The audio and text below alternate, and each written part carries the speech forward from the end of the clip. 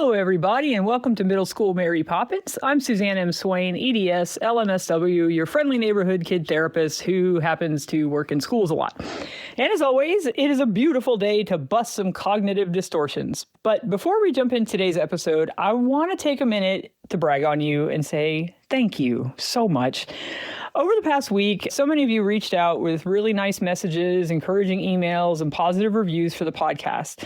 Your support really has meant the world to me. This community has always believed in lifting each other up, and you've reminded me once again why I love what I do. And from the bottom of my heart, I really want to say thank you. I had an issue with a hacker this past week who put a bunch of negative reviews on my site because of a hiring situation, and it just got a little nasty. So today we're actually talking about the weeds of emotion, and it was kind of poetic, really, because when I started seeing what the community was doing to try to lift me back up from, he got me down to, I think, a 3.1 on Apple, but you all lifted me back up, and I'm right back where I need to be. So I thank you, listeners. It's such a beautiful thing to see this happen, and I thought things were pretty gloomy. So once again, I appreciate you so much.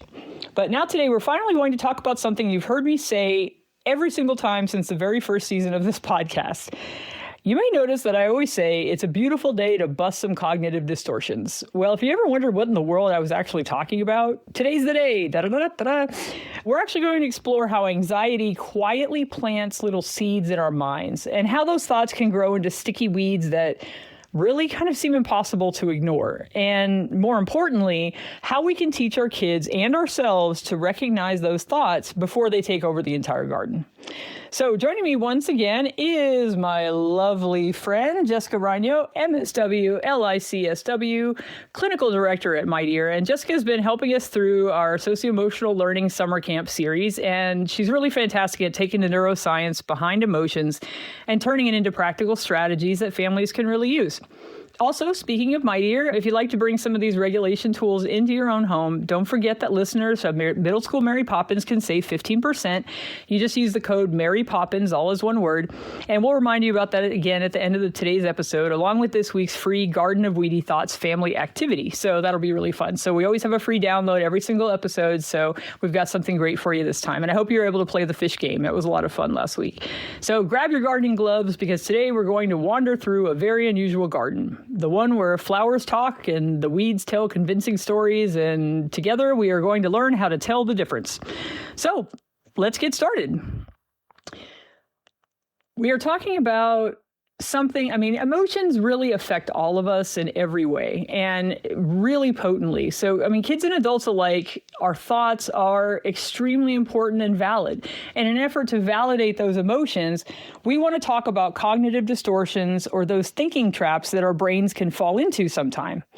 So joining me, of course, is Jessica. And Jessica, when people hear the phrase cognitive distortions, it kind of sounds like a really clinical term. And let's face it, they've been listening to it for a while on my show and probably weren't sure what it meant. But what exactly are they, and why should parents care about cognitive distortions?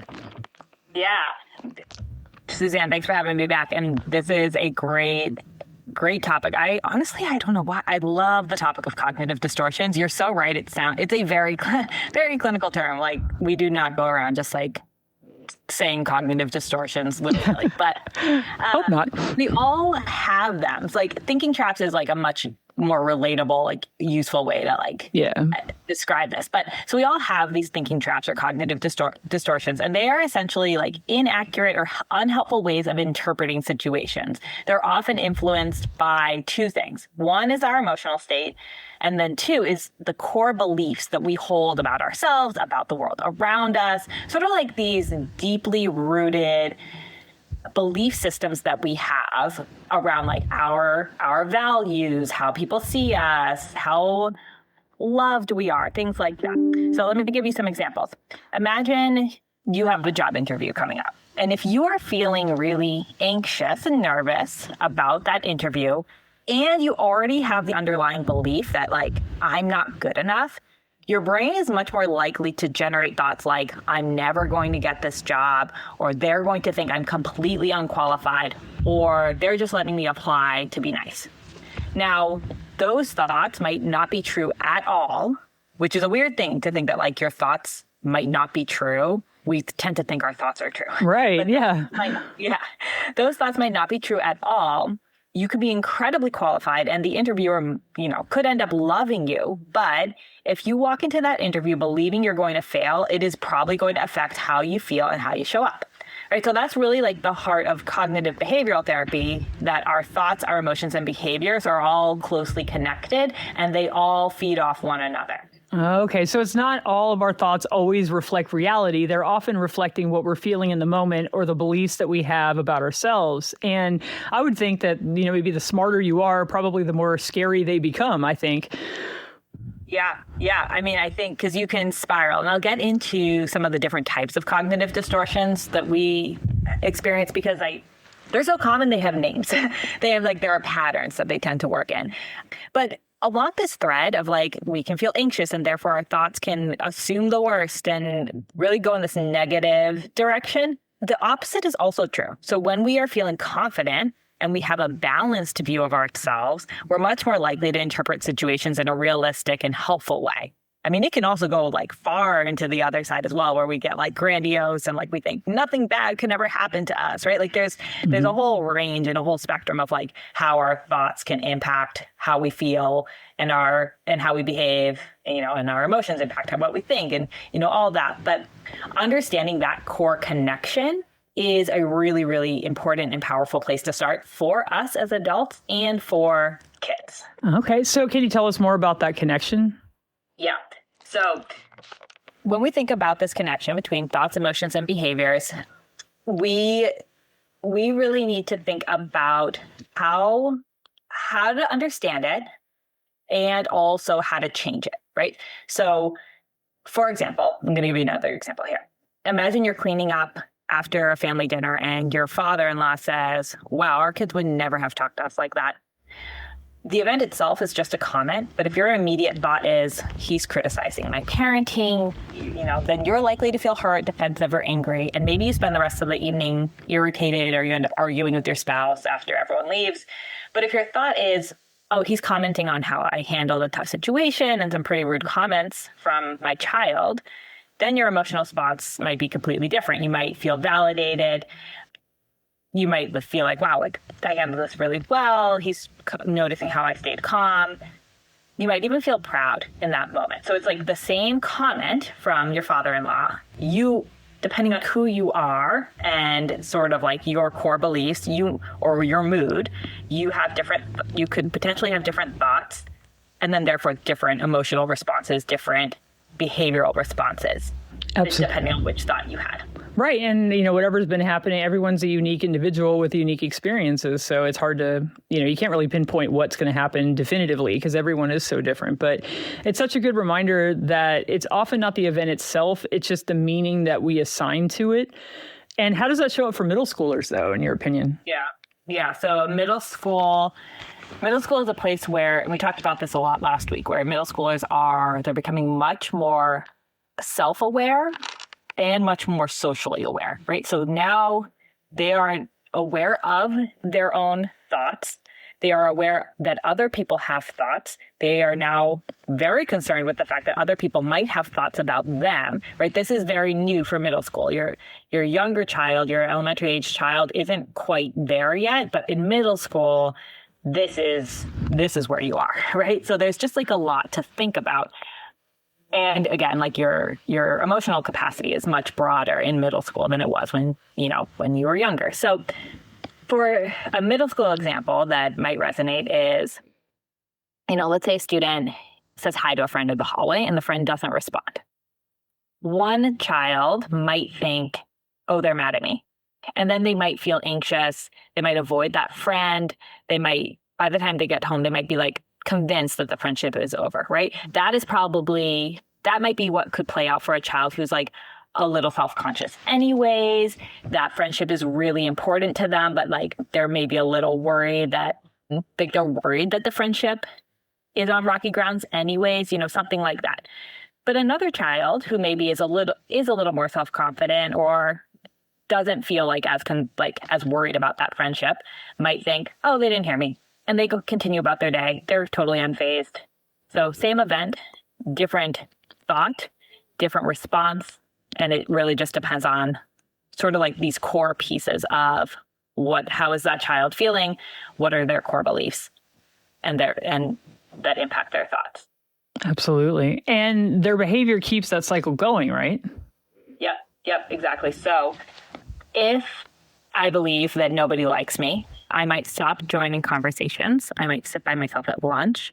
So I might engage in behaviors that because I'm worried about how people feel about me, I might avoid other people. And those are behaviors that then make it, I do that to protect myself, right? Mm-hmm. But those are also behaviors that would make it harder to have positive interactions with people. Sure. And therefore, I am proving my original thought to myself in a sense, because I am worried. I'm worried about the social piece. I avoid it. And now I'm getting less positive feedback that like, no, actually it could be okay. So it feeds on itself.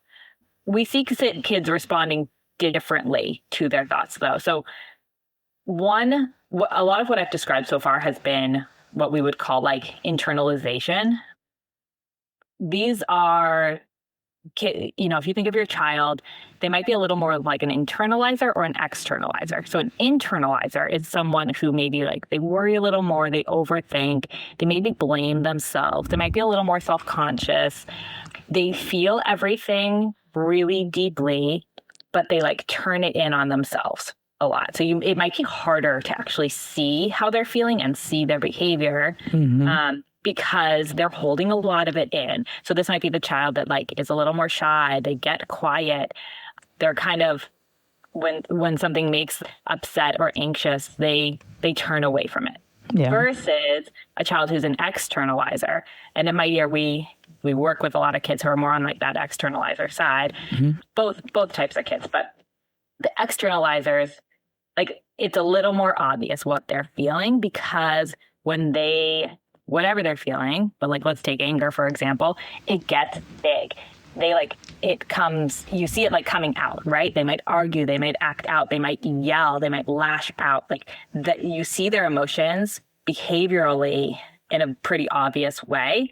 So like, and it could be the same emotions at the core, right? It's just sort of like how different kids handle those, whether it goes internal or external, and like how they express it.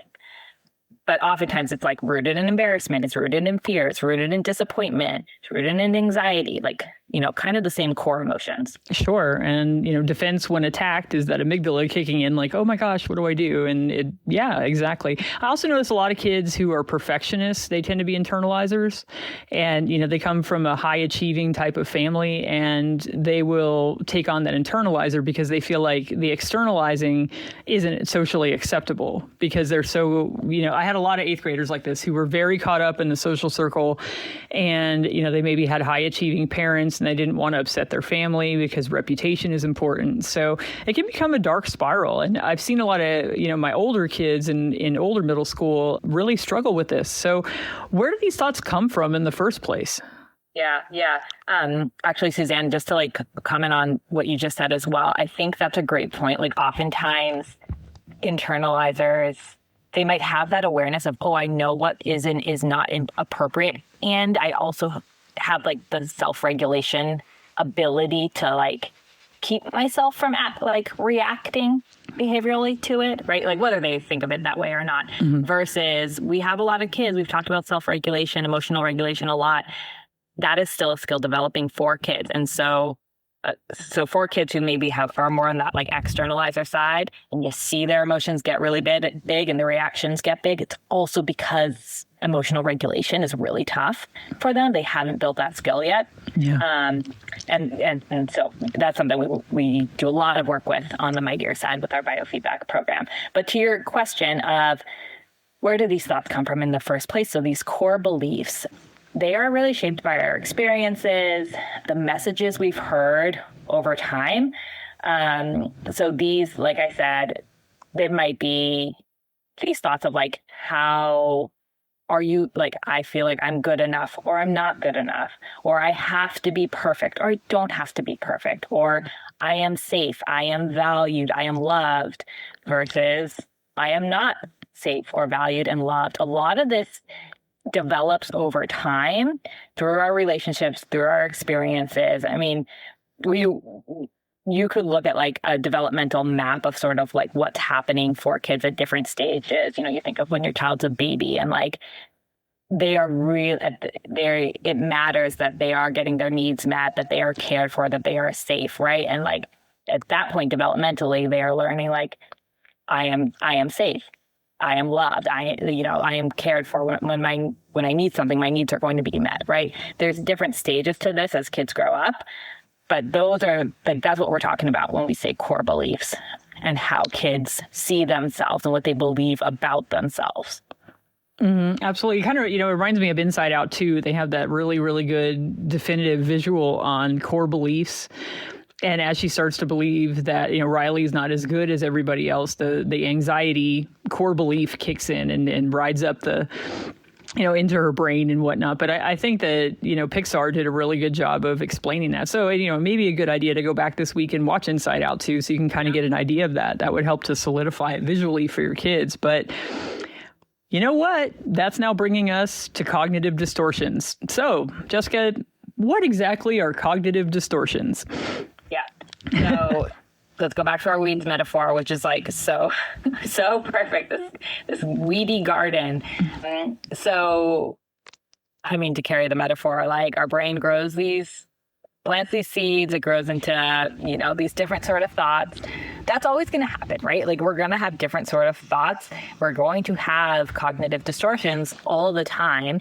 Part of the goal is to like understand them and catch them, and then also learn some tools to manage them. So we'll get to the tools in a second.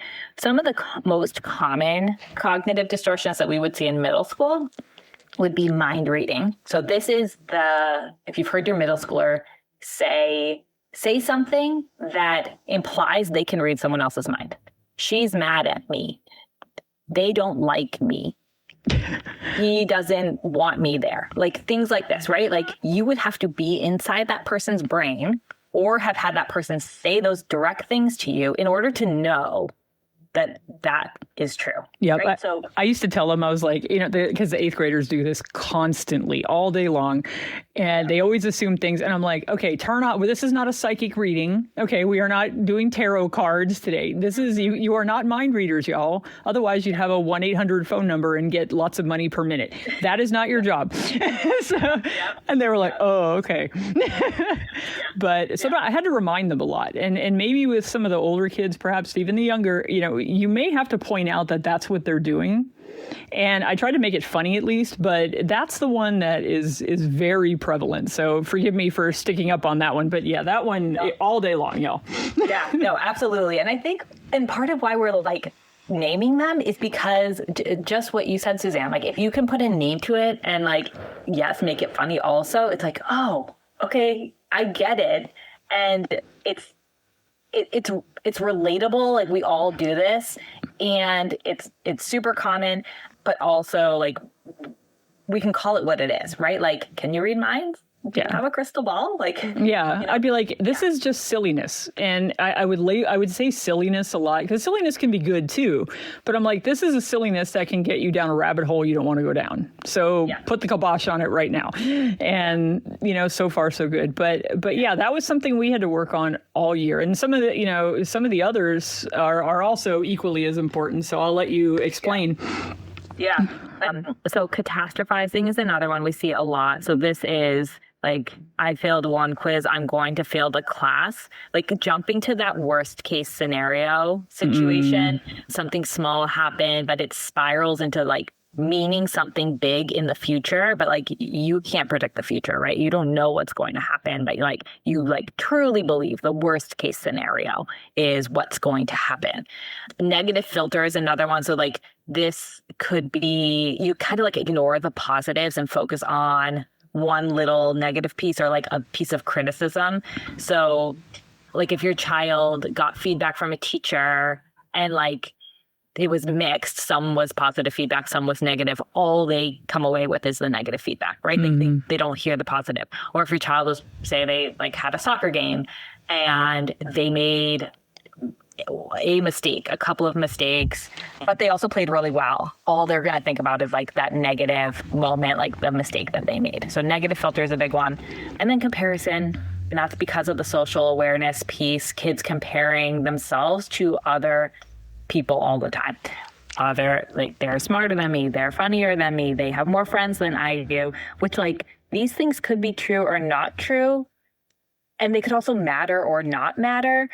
We'll get to the tools, but one of the downloads that is attached to this episode is a visual, wrapped in our weed metaphor, but like a visual for all these cognitive distortions. So you can actually like look at them and like, talk about them with your child. Yeah, absolutely. And I think when parents are talking about in families, they're going to recognize themselves in that list as well. And one thing that I did used to talk about, because I did talk about cognitive distortions even way back when, but I used to say, it's a CD, guys, it's a CD. And then what I would do is actually grab a CD, because there was like, ooh, that's vintage. And I would play a CD as a cognitive distraction. So I was like, rather than cognitive distortions, cognitive distractions when you feel that way. So the CD was kind of a representative of that, to say, oh, CD, oh, that's what you need to fix this. So it gave them a definitive, here's what I do when I feel this way because my mind is just playing tricks on me. Yeah. And, so little things like any kind of little mnemonic or anything that you can do to just help reinforce that with your children, that can be a very helpful thing. So, but one thing I hear a lot is that, just tell your child to think positively. But that's really not what we're talking about, is it? Yeah, definitely not at all. We are not talking about, I don't know, like the posters you get at Marshall's that are like, live, laugh, love, like... hang in there. Yeah. These like blanket positivity statements that like... barf. Have no meaning. Yeah. No meaning at some point, like they were like a nice... the positivity is a nice idea, right? But like, right. If you are really struggling with negative thoughts and you truly believe your cognitive distortions, like it's not going to cut it, right? So we're not talking about like replacing negative thoughts with unrealistic positive ones. We're talking about like the pivot.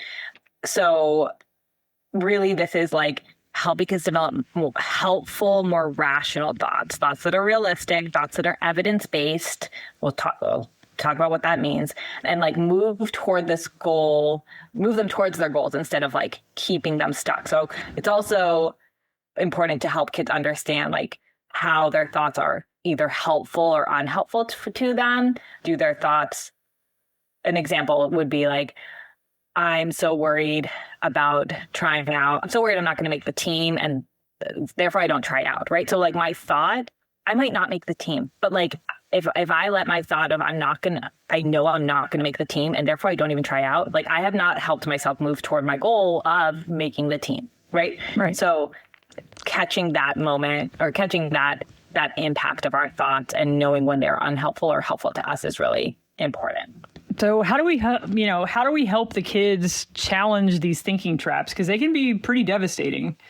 Yeah, absolutely. So the first thing to remember, honestly, like everything, is that this is a skill and it takes practice. It also requires flexible thinking. It requires self-awareness, attentional control, problem solving, all these things that are still developing in middle school. And also these are executive functioning skills that are going to be a little more challenging for certain kids, but that means we need to spend time on them. We need to practice. So if you think of your brain kind of works in certain patterns, if you tend to see things in certain ways, we got to build a skill for you to like practice challenging those thoughts and seeing things in different ways. So one of the skills to practice is fact checking. This is what I was talking about, like the evidence-based thing. So this is forcing yourself to like find the evidence. What evidence do I actually have that this thought is true? And then actually come up with the evidence for and against the thought. So it would be like, if I believe someone is mad at me, did they tell me they're mad at me? Do I have a time when they acted clearly acted like they are mad at me? Do I have evidence against that, right? Like force yourself to come up with that, help your child come up with the evidence for and against. Even like, do I know this is 100% true? if the answer is no, I don't know this is 100% true, then like it's not necessarily true. And this is a big thing for kids to like realize the shift from I have a thought and therefore it is the truth to, oh, I have a thought and it might not be true. I can't always trust my thoughts. Like that is a pretty big concept for kids to grasp. Yeah. But it is important to talk about it. And like you can use examples from your own life, looking for evidence to support different ideas. Well, it's very Socratic method. I mean, we do that in teaching. You know, we take something and pick it apart like a lawyer and then prosecute it. And that develops critical thinking, which is something that also is a skill. So this is a real critical thinking piece and essential for middle schoolers to practice with, because, you know, this is the time when that's developing as well. So anything that gets them to point to evidence is always good, in my opinion. Yeah. Another one is, I call this possibility play. I'm sure it has another name, but it's like the idea of like finding alternatives. So the thought you have is one possible explanation. And then there are other possible explanations. And so brainstorm them. Figure what are the other possibilities? What are the alternatives?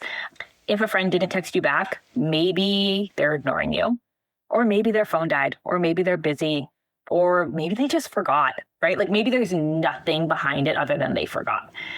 A lot of times. Yep.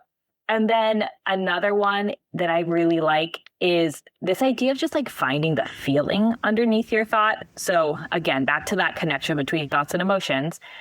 If your child is assuming that other people are mad at them, don't like them, like whatever it is, that might be because they actually really care about what other people think of them. And they're worried that their relationships are at risk, right? They're worried that someone might not like them. So that doesn't mean that their thought is true, but it does give you a signal into how they're actually feeling and the things they really care about. And again, those core beliefs.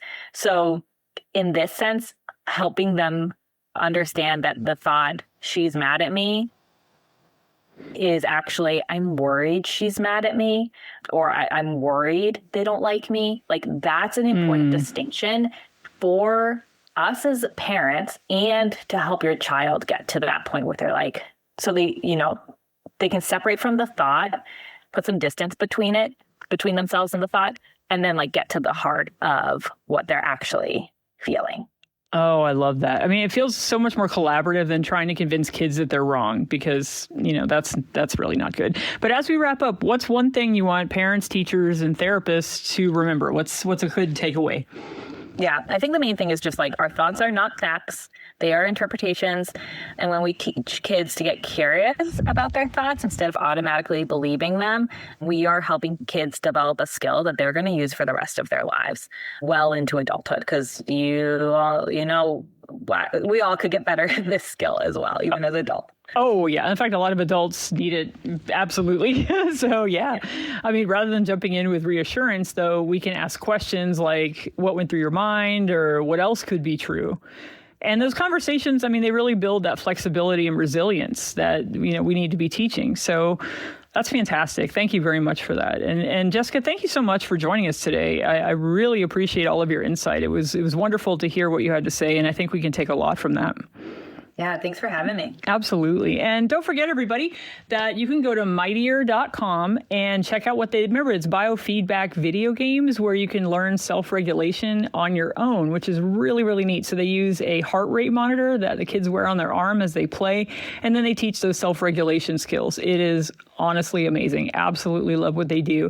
And you get 15% off if you like over at Mightier.com. Just use the coupon code Mary Poppins as one word, and you'll get 15% off.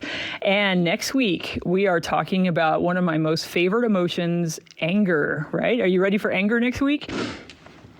Oh, yeah.